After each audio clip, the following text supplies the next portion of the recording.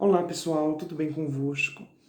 Hoje decidi gravar um vídeo no meu sotaque natural pernambucano e gostaria de fazer-vos algumas observações a respeito do curso de português europeu, o que significa e qual a importância desse curso para nós brasileiros.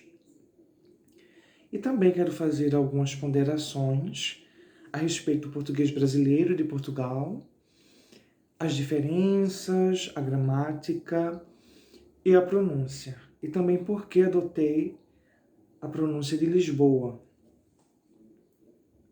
Então, primeiramente, as pessoas que moram nos Estados Unidos, ou no Canadá, em outros países de língua inglesa, sabem que existem certas diferenças entre o inglês americano e britânico, correto? Pois bem, e há muitas pessoas que aprendem a variedade britânica sendo estadunidense ou canadense, ou de qualquer outro país de língua inglesa, australiano, que seja. E pretendem enriquecer-se no aprendizado da língua em outra variedade. Então as pessoas perguntam-me, mas o português europeu é muito mais distante da variedade brasileira, por diversos motivos. Em 1911 houve uma reforma ortográfica e também fonética, a qual influenciou hoje na pronúncia de Portugal. Os portugueses não falavam dessa forma, não, falavam como os nordestinos. Era um português mais aberto, que não tinha tantos fonemas. E o que acontece? A reforma fonética teve o objetivo de enriquecer a língua portuguesa com mais fonemas. Temos até fonemas da língua francesa, porque, esse que é da língua francesa, que existe no português. Por que houve tanta implementação de fonemas? Para que os portugueses, que foram motivo de cachação, como dizia Amália Rodrigues, cachação significa territorialmente um país pequeno, que não tem fronteira, só com Espanha, que é inimiga, e com o oceano. Então, um país encaixado, num caixote. E Portugal tinha essa necessidade de aprender outros idiomas, tanto que os alunos estudam 5 línguas na escola. O francês, o português, claro, francês, português, inglês, alemão e espanhol. Então são essas 5 línguas estudadas nas escolas portuguesas oficialmente. E em Portugal existe o curso de línguas românicas, de línguas modernas, de filologia, que eu queria fazê-lo. Tenho esse sonho ainda de um dia fazer esse curso que não existe aqui no Brasil. Só existe português e espanhol, português e inglês, português e japonês. Eu faço português e espanhol, sou aluno. Hei de terminar o curso no ano que vem. Então, Portugal precisou expandir-se culturalmente na linguagem e com mais fonemas isso facilitaria a aprendizagem de outros idiomas. Não é? Então, por exemplo, hexagonal, hexagonal com X, mas tem esse som de GS, hexagonal. É um fonema que não existe no português brasileiro, como se usava.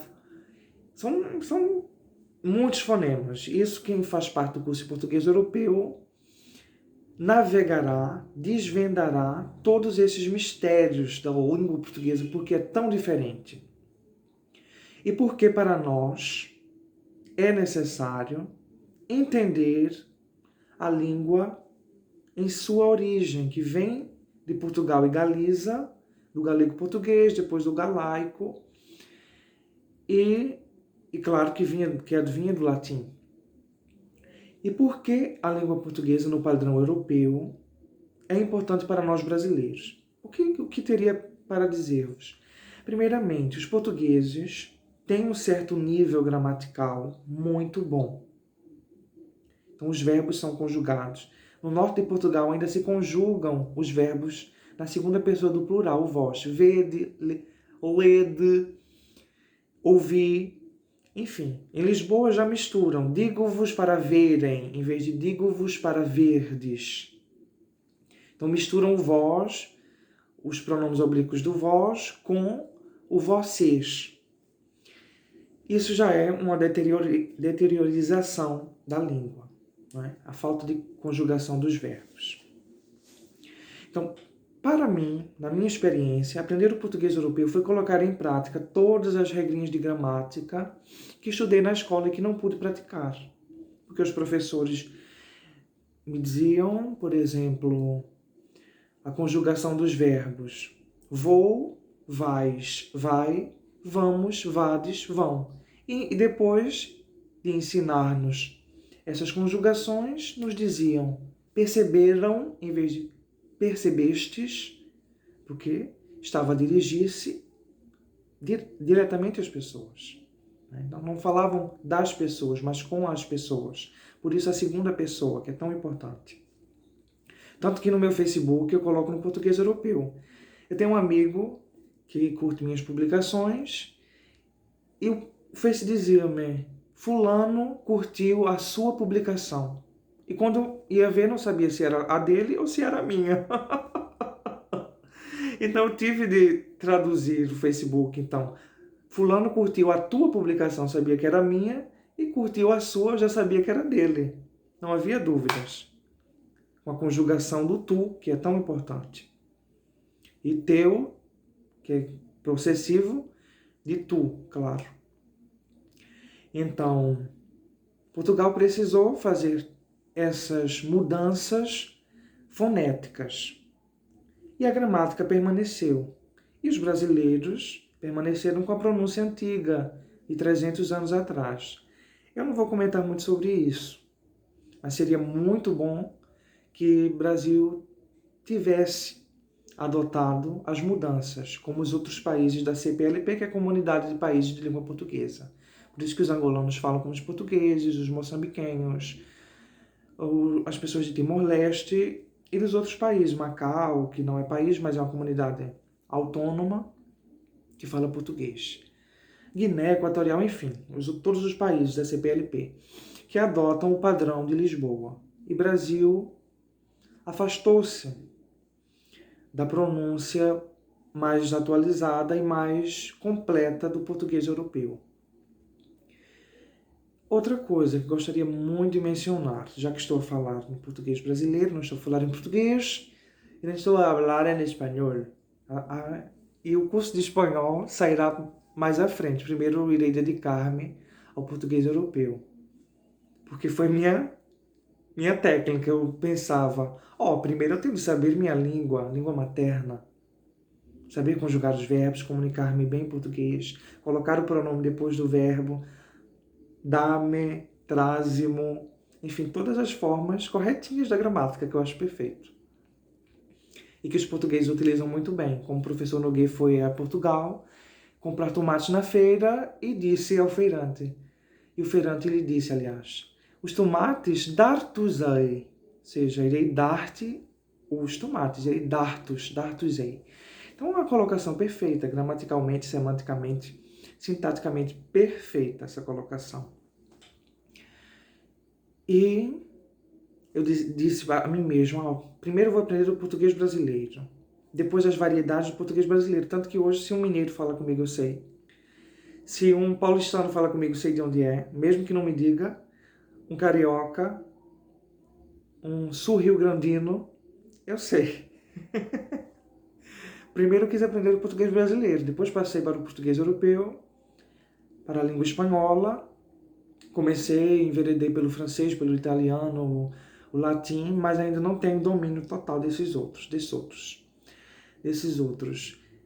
Então, tudo tem um passo a passo. Eu achava que primeiro eu deveria aprender do mais próximo ao mais distante. Então, comecei pelo meu, depois ao português europeu no padrão, porque gostaria de aprimorar meu português brasileiro, porque a gramática é uma só. A pronúncia é diversa, mas a gramática é única. Então, dar-te-ei, tanto existe em Portugal como no Brasil, embora aqui seja mais raro devido à baixa escolaridade, pois estamos no 100º ou 83º nível de educação mundial, enquanto Portugal está no 25º. Então, precisava do mais próximo ao mais distante.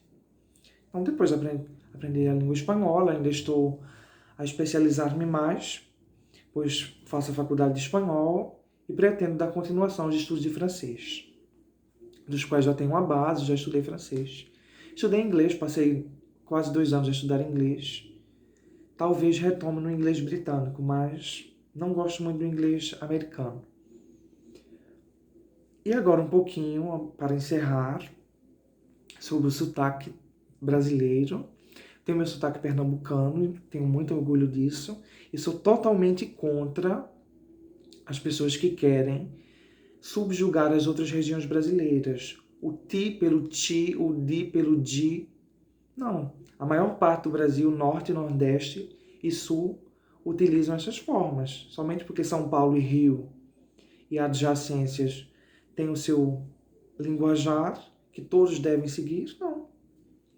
Porque o jornalismo adotou, problema dele. Ariano Suassuna foi membro da Academia Brasileira de Letras e era um nordestino maravilhoso. É o que sempre digo. Existem os vocabulários antigos, modernos e regionais. Devemos saber os 3. E não só o moderno. Todos. Porque somos criadores e utilizamos nossa língua todos os dias. Então, não sou a favor de mudança de sotaque. Porque jornalista pronuncia assim. Isso foi um consenso de uma região que foi privilegiada, mas Recife poderia ser privilegiado, em vez de São Paulo ou de Rio. E acredito que todas as regiões... Portugal existe muitos padrões. Existe o padrão de Coimbra, existe o padrão de Algarve, existe o padrão da Madeira, existe o padrão dos Açores. As 9 ilhas de Açores, cada ilha pronuncia diferente. Então, a riqueza de sotaques e regionalidades é precípio, é essencial, é crucial. Faz parte da riqueza. Todos os idiomas têm sua riqueza. Por isso que o dicionário é tão grosso, porque tem todas as palavras de todas as regiões. Não é só de Recife ou São Paulo ou Rio. Aqui temos, por exemplo, o verbo malvadar. Lá no Rio ninguém sabe. Eu fui ao Rio e as pessoas não sabiam o que era malvadar. E eu não sabia o que era arteiro. Lá é muito utilizado. A pessoa traquina, como diríamos aqui em Recife. Então, sou totalmente a favor da conservação local de cada região. E adotei o padrão de Lisboa porque ficaria impossível tratar de todas as regiões portuguesas. Somente o padrão de Lisboa tem mais de 50 fonemas e as outras variedades têm muito mais. Por exemplo, o chá, chá, já. Existe aqui no Nordeste esse fonema, mas não é do padrão de Lisboa, existe em outras regiões, né? Que a língua sobe um pouco. Já, chá. É diferente de já e chá. É diferente. Então existem centenas e centenas de fonemas que eu não hei de trabalhar e escolhi o padrão de Lisboa, embora eu conheça de Coimbra. Minha mãe, em vez de minha mãe, como se diria em Lisboa, os pães, mais aberto. Também existe do Porto em outras variedades. Mas trabalharemos de Lisboa, por conta de ser o centro, não é? E o que é adotado como a forma correta, assim, pelos jornalistas. E irei trabalhar tanto a variedade formal quanto a informal. A informal é que as pessoas utilizam. Por exemplo, possibilidade. Pode ser pronunciado possibilidade mais rápido, que é muito comum e até os jornalistas utilizam.